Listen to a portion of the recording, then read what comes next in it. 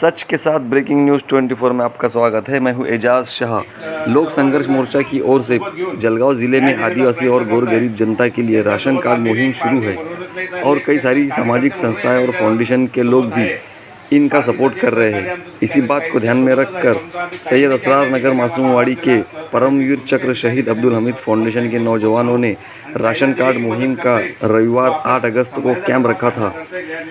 इस कैंप में मुख्य रूप से प्रतिभाताई शिंदे, अशोक भाऊ लाडवंजारी, फारूक कादरी, रशीद शेख, सचिन धांडे, भरत भाई उपस्थित रहे।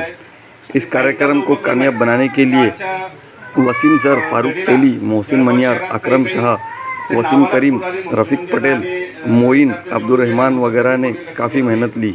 ब्रेकिंग न्यूज़ 24 के लिए एजाज शाह की रिपोर्ट। गोरगरीब जनतेसाठी सतत त्यांचा जो लढा चालू आहे तो कार्याचा कौतुकच करत आहे। गोरगरिबांना न्याय कसा मिळेल, त्यांच्यापर्यंत रेशनिंग काढण्याचा माल जनतेपर्यंत कसा पोहोचेल यासाठी सतत त्यांचा जो संघर्ष आहे त्या संघर्षाला खरंच आपण सर्वांनी दाद दिले तर निश्चितच सर्व गोरगरीब जनतेपर्यंत चांगल्या प्रकारचं एक काम त्यांच्या आता समोर दिसतील। या निमित्ताने ताईला एकच या ठिकाणी विनंती करतो, दलित अल्पसंख्याक जो समाज आहे त्या समाजासाठी आपण जेवढा संघर्ष करता तो सतत चालू ठेवा, त्यासाठी आम्ही आपल्या सोबत आहे। आदिवासी हो, दलित हो, किसान हो, बहुजन जातियाँ हो या फिर अल्पसंख्याक हो, इन सबको अगर इस देश में अपनी गर्दन ऊंची करके जीना होगा तो इस देश में इस संविधान को हम लोगों को जिंदा रखना होगा। केंद्र में बैठी हुई जो सरकार है वो सरकार कोरोना के वक्त आपको याद होगा 23 मार्च 2020 को इस देश में अचानक से मोदी जी प्रकट हुए। 22 तारीख को थालियां बजाओ, टालियां बजाओ और क्या क्या बजाओ करते हुए उन्होंने लॉकडाउन डिक्लेयर कर दिया। और जैसे ही लॉकडाउन डिक्लेयर हो गया तो आपको पता है कि जो पैसे वाले लोग हैं उन्होंने तो कुछ समय तक गुजारा कर लिया होगा, पर जो लोग रोज़ कमाते और रोज़ खाने वाले जो लोग हैं उनकी हालत क्या हो गई ये हम सब जानते हैं, क्योंकि हमारा एक दूसरे का दर्द तो काफ़ी एक जैसा ही है। पर वो लोग जो बेचारे बम्बई में फंसे थे, सूरत में थे, औरंगाबाद में, वो तो अपने घर में महफूज भी नहीं रह रहे थे, तो उनको पैदल निकलना पड़ा हज़ार किलोमीटर। और उसी वक्त देश में किसी को बाहर निकलने की परमिशन नहीं थी।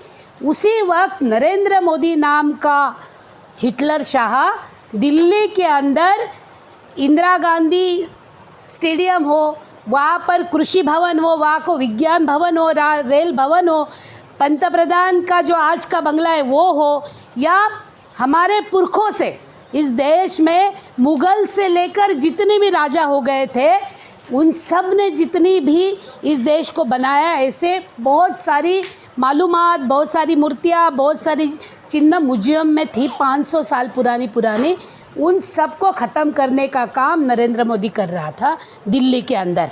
और उसके लिए उन्होंने कितने पैसे खर्च करने का बोला है, उन्होंने पीएम का महल बनाना है उनको 13,000 करोड़ रुपए का। उनको नई संसद बनानी है, क्योंकि पुराने संसद में भगत सिंह ने बम फोड़ा था अंग्रेज़ों के खिलाफ लड़ते हुए। वो संसद है जिस संसद में डॉक्टर बाबा साहब आम्बेडकर ने संविधान हम सबको अर्पण किया था और सबको एक साथ जीने का अधिकार दिया था। वो सबको उसको नष्ट करना है, नई संसद लाना है। और क्या करना है, संविधान का इतिहास बदलना है, उसको पूरी तरीके से इस देश की हिस्ट्री बदलनी है स्वतंत्रता आंदोलन की, और उनको उसके साथ साथ खुद का नाम बड़ा करना है। इसलिए 23,000 करोड़ रुपए उस वक्त खर्चे किए गए जिस वक्त इस देश के बच्चे खाना नहीं है इसलिए मौत के पास जा रहे थे, और कोरोना के कारण ऑक्सीजन नहीं मिल रही थी, डॉक्टर नहीं मिल रहा था, इसमें कई लोग मर रहे थे। उस वक्त तो 23,000 करोड़ रुपए का अपना महल बनाने में मशगूल था। ये बात हम लोगों को समझ लेनी चाहिए।